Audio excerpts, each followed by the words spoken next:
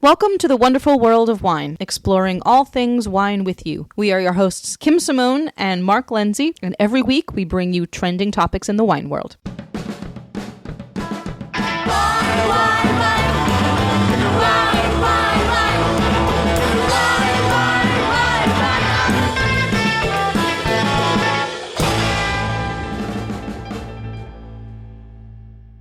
Hi, and welcome to the wonderful world of wine. We're your hosts, Kim and Mark. How are you this week, Mark? Everything's great, Kim. How are you? Very good, thank you. So every week we like to talk to each other about what we might have looked up on the internet when it comes to wine. So what things did you Google this week, Mark?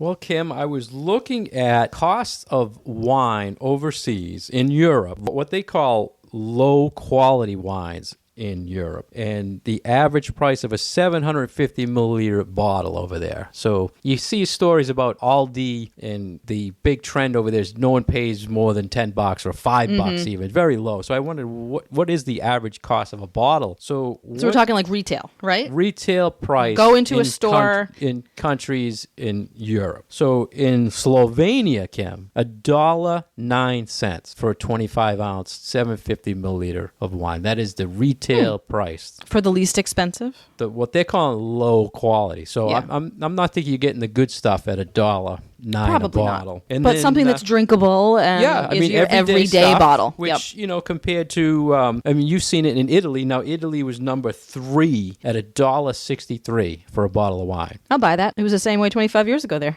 That's incredible. That's incredible pricing. And Norway was like the highest at $18 and 2 cents. So that's their lowest quality, lowest price, which that's was high. Much more expensive than here. But Italy, $1.63. Yeah, go Italy. What about you, Kim? What did you Google this week? So I Googled, I was curious as to how California wine regions were adapting to coronavirus outbreaks when it came to their hospitality and travel and people making reservations. And a lot of places seem to still be in kind of a wait and see sort of a phase. So tourism definitely is down. People are, if not canceling their reservations, definitely postponing them. But they're saying that we probably won't really see the whole impact until a little bit later in the year. So as people either rearrange their schedules for late spring, early summer, or cancel and rebook, or cancel and don't book at all, a lot of people are worried about the tourism industry in California as it relates to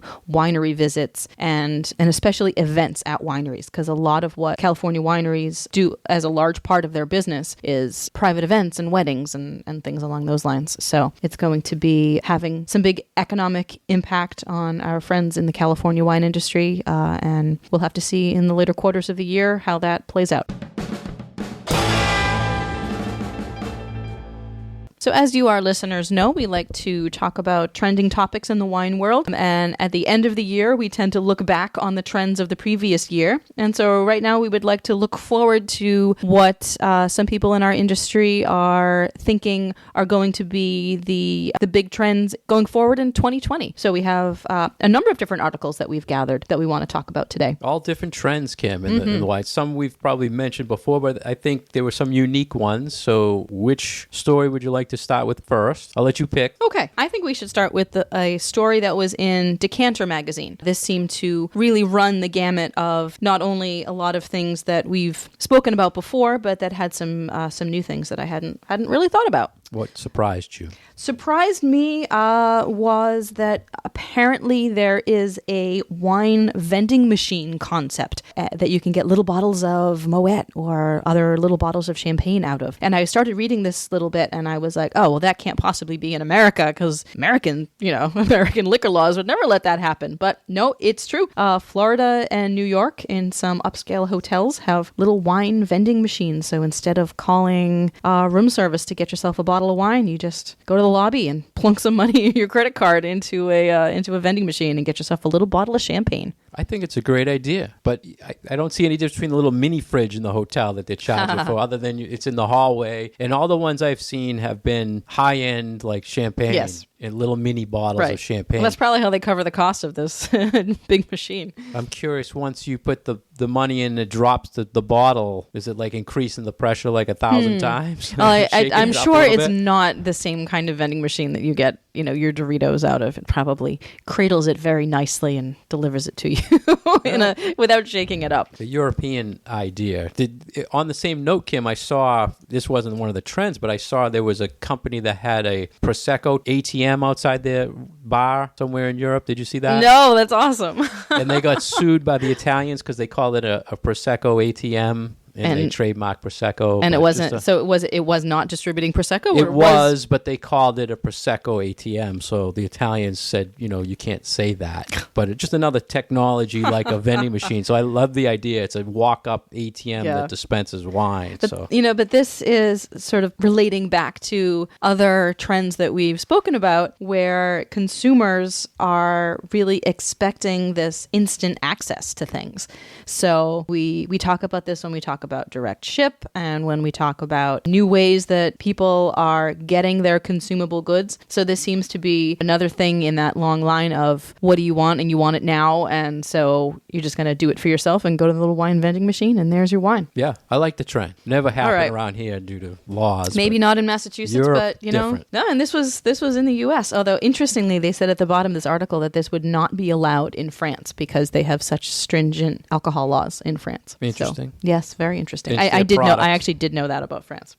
Okay, so what's another one from this article that you found interesting? You want to stick with that. Decanter was also mentioned, in which we talked about before to our listeners, is Prosecco is looking at making a rosé to kind of capture on the trend in the rosé market and Prosecco, combine them both together to make another trend. So it'll allow them to add 15% of the red grape Pinot Noir into the Glera that they already put a minimum 85% into the wine. Right. So what do you think of this trend? I think this is a great trend. I think it's hitting two very important hot trends, styles of wine at the moment, which is rosé and then bubbles. And we've been following the rosé Prosecco possibilities since last summer, because that was when the government, finally said, hey, this could be a possibility. They still have to give the final okay to it, which I do not believe has come through yet. Not yet, and it will only be the DOC level, not the higher DOCG level. So just a basic level, but hey, I think that this is something that if it does go through, and honestly, I do hope that it goes through. I mean, I'm sure we'll end up with a lot of, inexpensive, maybe not the most exciting or delicious of bubbles from here, but I think that this is something that... It'll be pink, though. It'll be pink, and it will be very popular. And hey, if it's another way to get people interested in wine who maybe never were before and open that dialogue and start that conversation about wine, I'm all for it. Good thing. What next, Kim, from Decanter? Any other Decanter?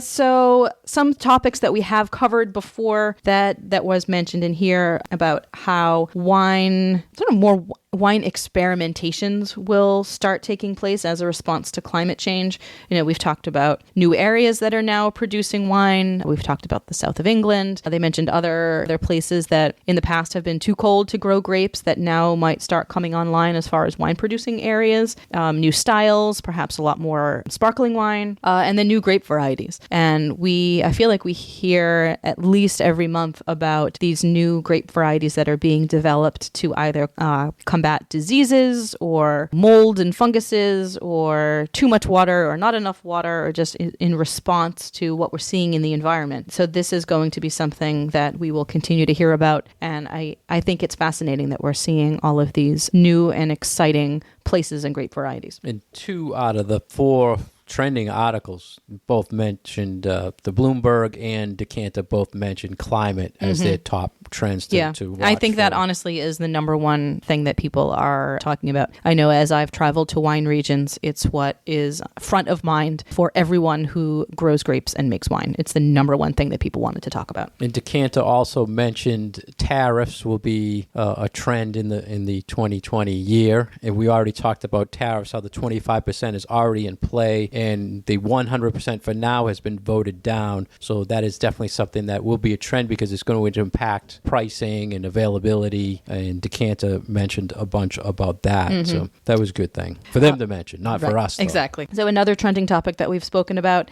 is this movement towards either lower alcohol products or no alcohol products, which seems to be getting people to be very creative, which I think is pretty wonderful. There was another article that I was I was reading that was talking about differences in generational drinking, and that if younger people with the kind of things that they like to eat and like to drink are more primed towards things that are, really sour, like if they like to drink kombucha, then they're more open to other newer styles of wines that maybe have a little bit lighter alcohol or a little bit fresher acidity. So I think we are going to see this trend continuing of interests in lower alcohol wine, and that the idea of big, powerful 15% muscular reds from California might start seeing a little bit more of a downward trend.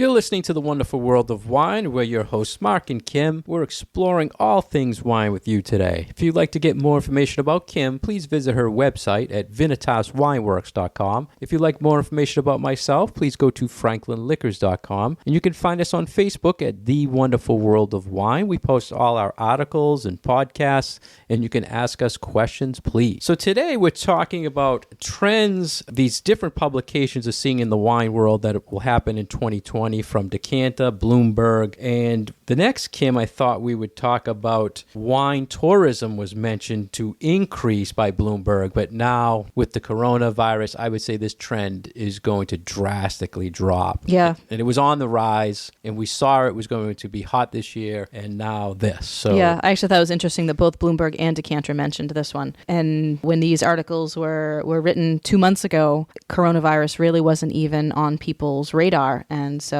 when we think about travel and we think about these experiences of going to different wine regions and, tasting wine and learning about wine and learning how to make wine, we see a little bit of a halt with travel at the moment. So we don't know how the rest of the calendar year is going to play out when it comes to people's travel activities. So I think we're sort of in a holding pattern of wait and see if this trend will pick up again after people deem it a little bit safer to travel around. The other thing that was in Bloomberg, Kim, I thought was interesting was they were talking there'll be less conventional wine shops. And just in the news last night was, I think it was a Wegmans locally that applied in their town for a on-premise beer and wine. You know how they have coffee shops in the supermarkets? Yep. They're adding beer and wine. So now, and we talked about this in the past, you can go up and pick a glass of wine and go do your shopping. Yes, we had talked about that. While you're shopping, because they sell beer and wine, and they have a concession stand, I guess you call it, and within the they have all the like a big dining area market. So I think we'll see more of that. And they were saying like wine shops that have wine bars or robot assistants within the wine shops. Like you're seeing that in Stop and Shop now with their robot and online sales and apps. More traditional, not traditional, I want to say modern technology in older shops or older retail. So new ideas. Yeah, we're definitely, and we've seen in Massachusetts over the last few years that the retail landscape is changing. And you are, right in the thick of it because that's what you do with your store. But we definitely have seen in the last few years that there are major changes to retail wine and retail beverage here in Massachusetts. So in order to stay around, you need to differentiate yourself. And as these articles mention, that is only going to continue. And speaking of retail, Kim, that's a good segue into the next trend that Bloomberg said will happen this year is the hard seltzer market will take away from wine, which we're already seeing. And they're kind of suggesting that the wine industry should get more into the wine seltzer business, which Barefoot has already kind of played around with having seltzers like, Pinot Grigio seltzer. Can we just go back to wine coolers?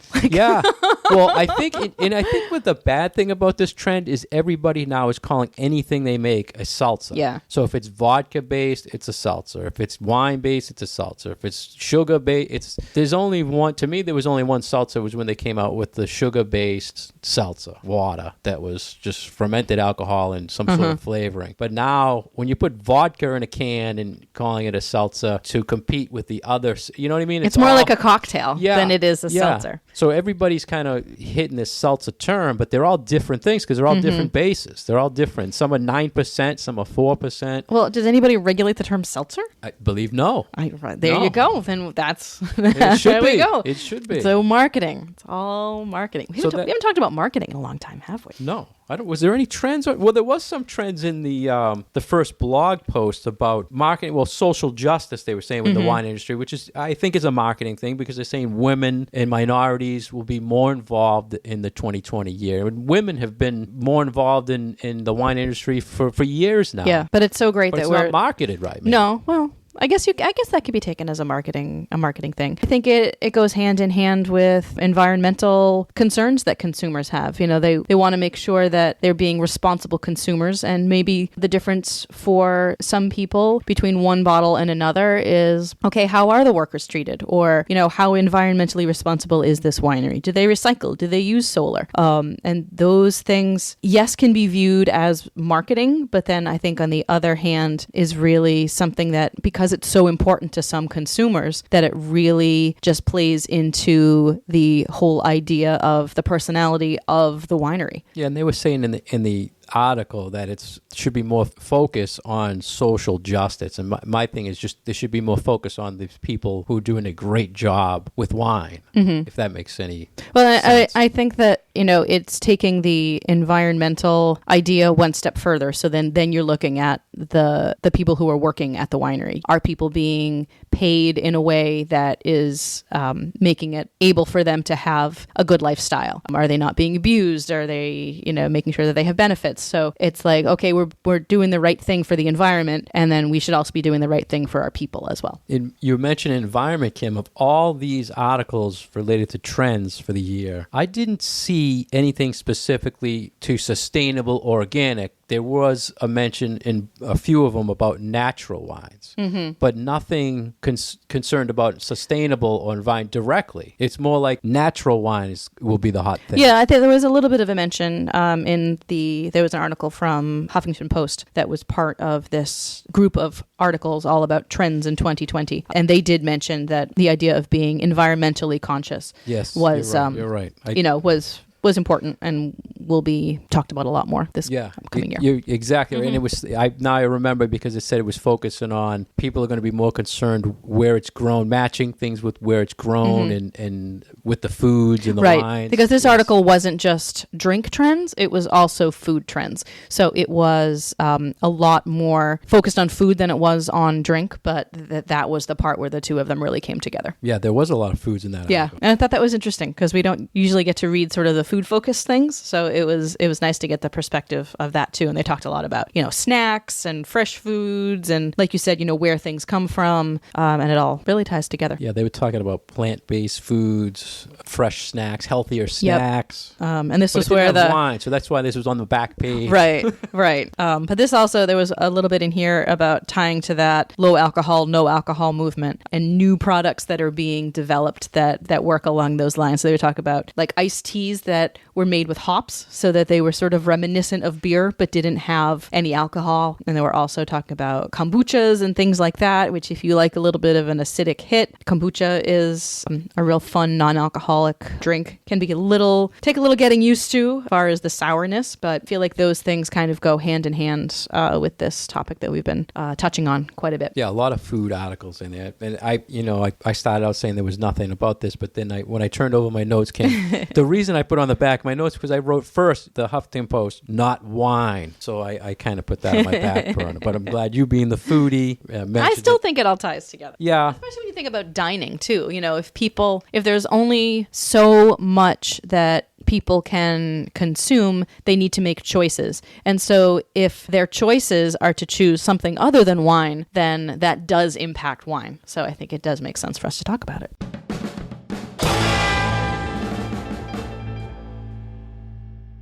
You're listening to The Wonderful World of Wine. We are your hosts, Mark Lindsay and Kim Simone. You can find more information about Mark at franklinliquors.com and more information about myself at vinitaswineworks.com. So I wanted to touch back on the piece in the fermentation wine blog by a writer called Tom Wark, who has been writing his blog forever, it sounds like. And a couple of the topics that he mentioned in his were a little different than these other ones that we've been talking about. So he is a big one to always be talking about about the distribution system of wine in the United States and how the three-tiered system is antiquated and doesn't work well anymore, and how changing ways of getting wine from point A to point B really are shaping the new wine purchasing landscape in the country. So he was saying that because we've been seeing a lot of upheaval over the last couple of years in wines that can be directly shipped to consumers from wineries, and we're going to be seeing more laws as they relate to direct shipping, that hopefully those sorts of things will actually start to calm down in 2020, that there's been a lot going on in 2019 with those sorts of topics, but that going forward, hopefully things are now stabilizing a little bit. Yeah, and you mentioned, Kim, it calmed down. It peaked 2 years. It had really increased.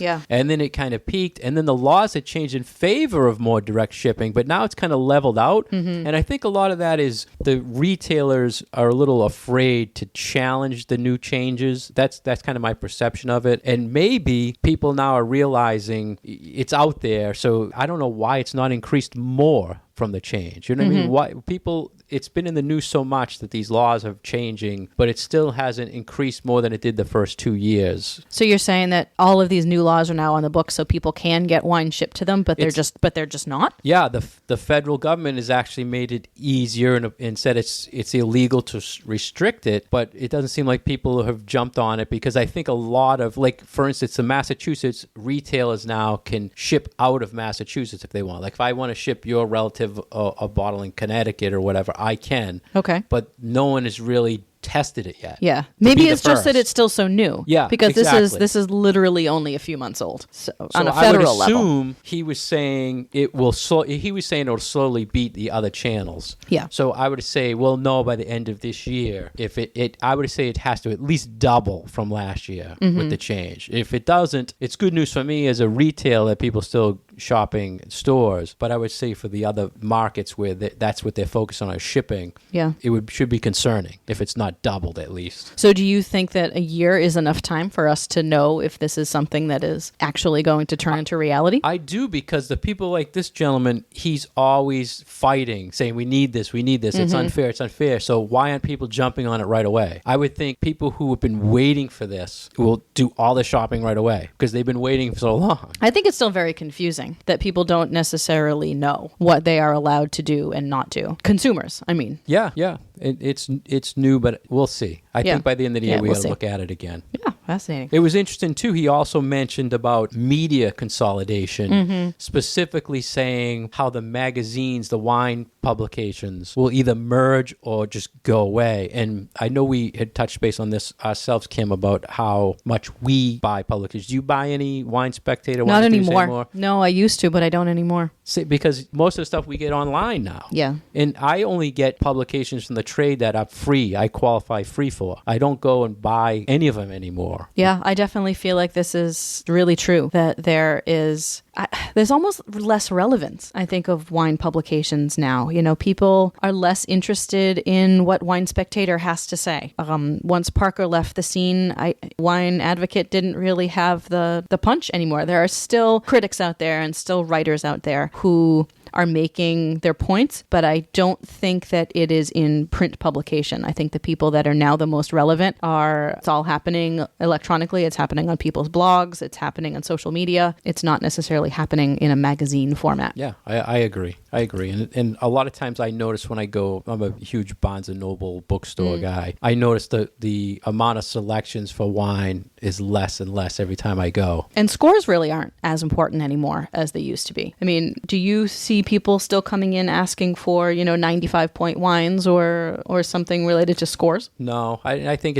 everybody's kind of pushing away from that, I think which so I too. think is good. And it might have something to do also with the publications. They're not picking up those magazines to find the ratings of a wine. Yeah, anymore. so like I said, kind of they're less relevant now. So if the publications are less relevant, is it because the scoring system is no longer, at top of people's minds, or vice versa? So I think that is something that has been going on for a little while now, but that it is another thing that we'll be keeping our eyes on. So, Kim, we talked about all these trends that were in all these blogs and Decanter, etc. What do you personally want to see from the wine world trending a little bit more? Oh, you're putting me on the spot. That's my job. I really like this following new wine regions. I am hoping that the trend towards lighter, fresher, slightly lower alcohol wines does come to pass, because I find that those wines go better with food. They're what I like a little bit more, and always have. So I've never really been one to go in for big oaky California Cabernets, but I think it'll be interesting as we see these newer wine regions opening up. And I hope that people can keep an open mind about newer styles and newer places and newer grape varieties. I really do. So I think what I'm hoping is open-mindedness from consumers. So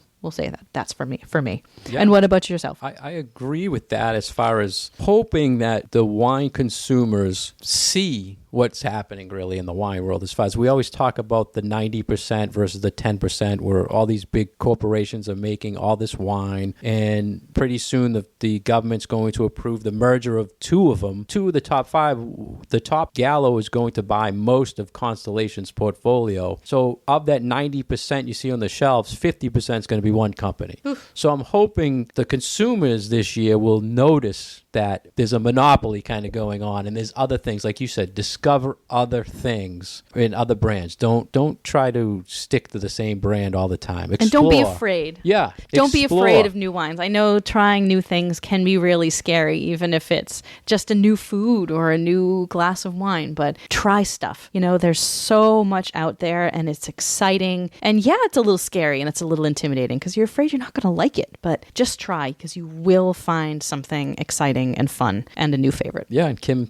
and I say it all the time, taste. There's so much out there, and we're hoping that when you listen to us and we're talking about all these things in the wine world, it gives you some ideas of things that are out there that you can try. We hope you get excited. Yeah, and drink some wine with us. We'll explore with you and that's right. Taste. That's the key. And that's the key. About all the trends, I think everybody's kind of on the same page all the time, Kim, what's happening. We've always heard the rosé thing, right? Rosé's not going away. Rosé's sticking around. Rosés, and now's the time. It's the time of year where they're starting to hit the shelves. The 2019s are on the shelves right now, so explore a rosé. That's a great way to start in this season, right? That's right.